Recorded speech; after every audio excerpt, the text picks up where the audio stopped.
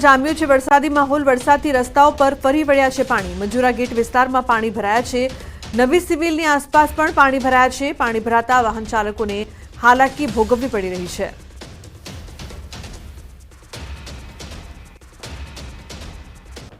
હવામાન વિભાગની આગાહી વચ્ચે સુરતમાં શરૂ થયેલો વહેલી સવારે વરસાદે ધીરે ધીરે પોતાની ગતિ વધારી હતી। દ્રશ્ય સીધા જોઈ શકાય છે સુરતના મંજુરા ગેટ વિસ્તારના કે જ્યાં ધીરી ગતિએ શરૂ થયેલા વરસાદે પોતાની ધમાકેદાર એન્ટ્રી કરી વિરામ લીધો છે। પહેલા અડધો કલાક પડેલા વરસાદને લઈને ઠેર ઠેર પાણી ભરાવાની સમસ્યા સામે આવી રહી છે। મુખ્ય માર્ગ ઉપર પાણી ભરાતા વાહન વ્યવહાર જામ થવા સાથે વાહનોની ગતિ ધીરી થઈ ગઈ હોવાનું જોવા મળી રહ્યું છે। જે પ્રકારે સુરતનો અડાજણ વિસ્તાર હોય, વરાછા હોય, ઉધના હોય, તમામ વિસ્તારોમાં વરસાદે પોતાની ગતિ વધારી હતી। જોકે વરસાદે વિરામ લેતા તંત્રએ રાહતનો શ્વાસ લીધો છે, પણ જે પ્રમાણે હવામાન વિભાગે આગાહી કરી છે તેને લઈને ચોક્કસ લોકોની ચિંતામાં વધારો જોવા મળી રહ્યો છે। ધીરી ગતિએ શરૂ થયેલા વરસાદે પોતાની ગતિ વધારતા સુરતના મુખ્ય માર્ગો પર આ પ્રકારે પાણી ભરાતા સીધી અસર વાહન વ્યવહાર પર જોવા મળી રહી છે। કેમેરામેન ભરત બ્રહ્મભટ્ટ સાથે કીર્તિશ પટેલ, ન્યૂઝ 18 ગુજરાતી, સુરત। તો સુરત શહેરમાં મેઘરાજાએ ધુઆંધાર બેટિંગ કરી છે। ભારે વરસાદને પગલે રસ્તા પર પાણી ફરી વળ્યા છે। ઉધના નવસારી રોડ પર વરસાદી પાણી ભરાતા વાહન ચાલકોને ભારે હાલાકી પડી રહી છે। અનેક વાહનો બંધ કરવા પડ્યા છે તો વાહન ચાલકોએ અધવચ્ચે ધક્કા મારવાનો વારો આવ્યો। મુખ્ય માર્ગ પર પાણી ભરાતા ટ્રાફિક જામની સમસ્યા સર્જાઈ છે। સુરત શહેરમાં સવારથી વરસાદી માહોલ જામ્યો છે તો રસ્તાઓમાં પાણી ભરાયા।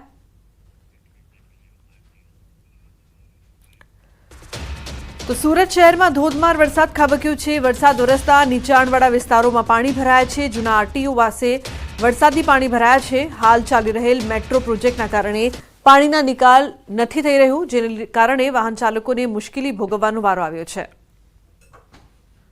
તો પાણી ભરાતા વાહન ચાલકો પરેશાન થઈ રહ્યા છે।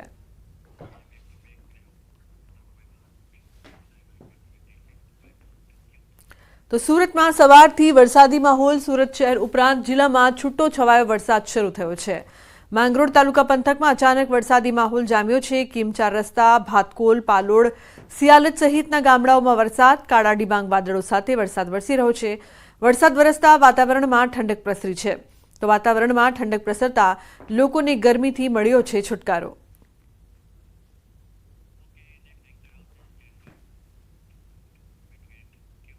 તો સુરત શહેરમાં ભૂવા પડવાની સ્થિતિ યથાવત જોવા મળી રહી છે। ત્યારે ફરી એક વખત વરાછા ખાંડ નજીક રોડ પર મસમોટો ભૂવો પડતા રાહદારીઓ, વાહન ચાલકો મુશ્કેલીમાં મુકાયા। સ્થાનિકોએ કહ્યું કે 15 દિવસ અગાઉ રોડ પર પડેલા ભૂવાના કારણે લોકો પરેશાન છે। તંત્રે હજુ સુધી કોઈ કામગીરી નથી કરી, ત્યારે તંત્ર શું કોઈ મોટા અકસ્માતની રાહ જોઈ રહ્યું છે? સુરત મહાનગરપાલિકાની કામગીરી પર આવા અનેક સવાલ સ્થાનિકો કરી રહ્યા છે। તાજેતરમાં રોડ વચ્ચે ભૂવા પડતા 3 લોકો ભૂવામાં ખાબક્યા હતા। વહેલી તકે ભૂવાનું સમારકામ કરવાની શહેરીજનોએ માંગ કરી છે।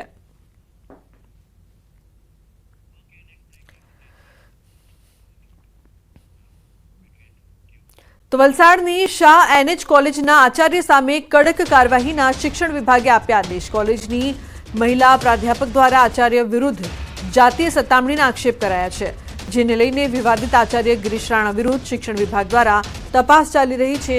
તપાસમાં આચાર્ય ગિરીશ રાણા દોષિત ઠેરવાયા। વિવાદિત આચાર્ય ગિરીશ રાણા સામે કાર્યવાહી કરવા ટ્રસ્ટને શિક્ષણ વિભાગે આદેશ આપ્યો।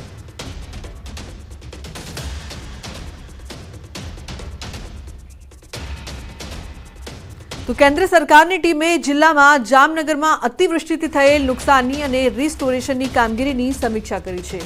કલેક્ટર ભાવિન પંડ્યાએ ટીમના સભ્યો સમક્ષ પ્રેઝન્ટેશનના માધ્યમથી જિલ્લાની અતિવૃષ્ટિ અંગેની વિગતો આપી। ભારેથી અતિભારે વરસાદના કારણે થયેલા વ્યાપક નુકસાની અંગે ભારત સરકાર દ્વારા ઇન્ટર મિનિસ્ટ્રીયલ સેન્ટ્રલ ટીમની રચના કરવામાં આવી છે।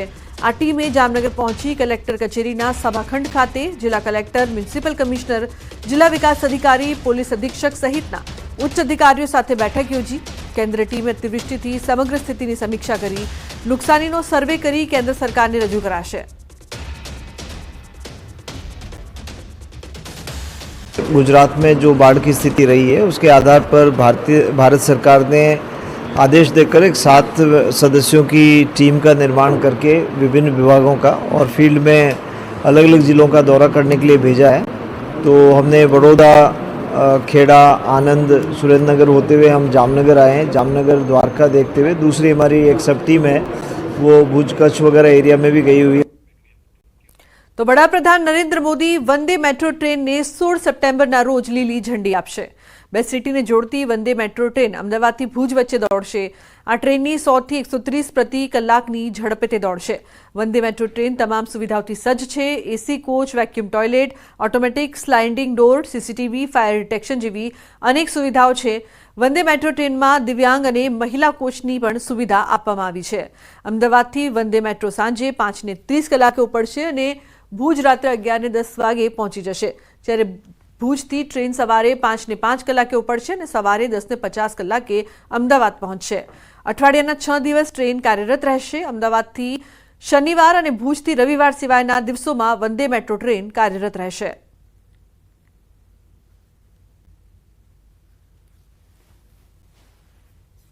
सप्ताह में 6 दिन ये ट्रेन भुज और 6 दिन अहमदाबाद से चलेगी।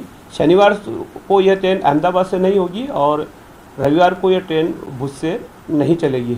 रीजनरेटिव ब्रेकिंग एनर्जी सिस्टम है, तो गाड़ी जब चलेगी और गाड़ी के साथ जब ब्रेक लगता है तो ये गाड़ी अपने आप जो है वो बिजली पैदा करती है, जो गाड़ी चलने में मदद करेगी और ये एनर्जी एफिशिएंसी में आता है।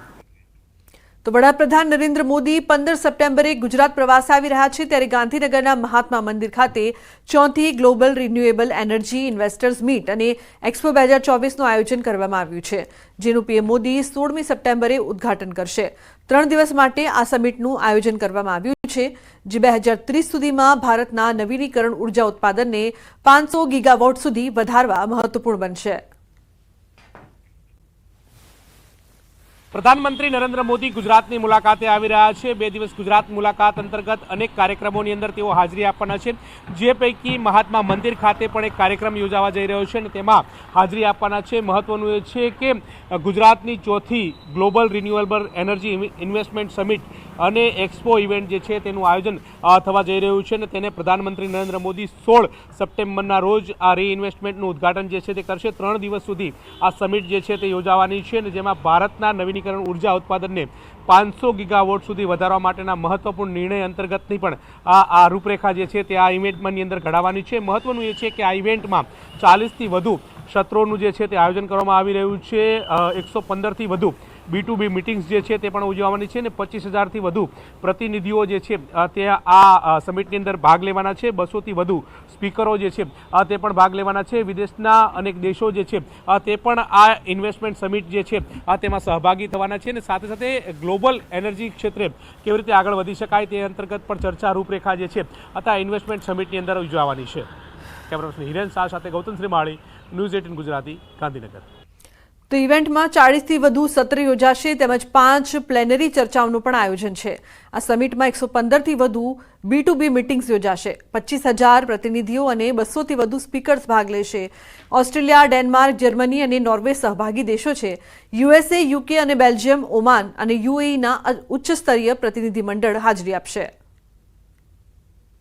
પ્રધાનમંત્રી નરેન્દ્ર મોદી ગુજરાતની મુલાકાતે આવી રહ્યા છે। ગુજરાતની મુલાકાત દરમિયાન અનેક કાર્યક્રમમાં તેઓ હાજરી આપવાના છે, જે પૈકી મહાત્મા મંદિર ખાતે આયોજિત રી ઇન્વેસ્ટમેન્ટ સમિટ જે છે તેનો શુભારંભ જે છે તે કરાવવાના છે। આ પ્રકારની તૈયારીઓ જે છે તે અત્યારે હાલ ચાલી રહી છે, એટલે કે રી ઇન્વેસ્ટમેન્ટ સમિટ જે છે તે 3 દિવસ સુધી યોજાવાની છે। ગુજરાતમાં આ 4થી ગ્લોબલ રિન્યુએબલ એનર્જી સમિટ જે છે તેનું આયોજન કરવામાં આવ્યું છે અને તેનું ઉદ્ઘાટન પ્રધાનમંત્રી નરેન્દ્ર મોદી અહીંયા હાલ જે મંચ તૈયાર થઈ રહ્યું છે ને તે મંચ ઉપરથી તેઓ કરાવવાના છે। 3 દિવસીય ઇવેન્ટની અંદર અનેક પ્રકારના જે કાર્યક્રમો જે છે તે પણ યોજાવાના છે, જે પૈકી 25,000થી પણ વધારે પ્રતિનિધિઓ અહીંયાથી બેસી અને આ સમિટ જે છે તેમાં સહભાગી જે છે તે થવાના છે।